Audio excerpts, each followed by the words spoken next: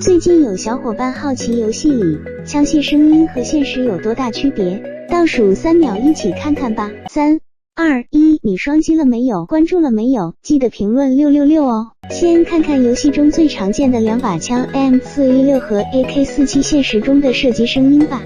M416 和 A47 这2把武器子弹型号分别是 5.56 和 7.62， 射击声音也有明显区别。那么现实的射击声音与游戏中的有什么不同呢？这是 M416 在游戏中的射击声音，这是 M416 现实的声音，这是 AK47 射击声音，这是 A47 的现实声音。再来看看双狙的声音，这是 98K 的射击声音，这是 98K 的现实声音，这是 AWM 的现实声音，这是 AWM 的射击声音。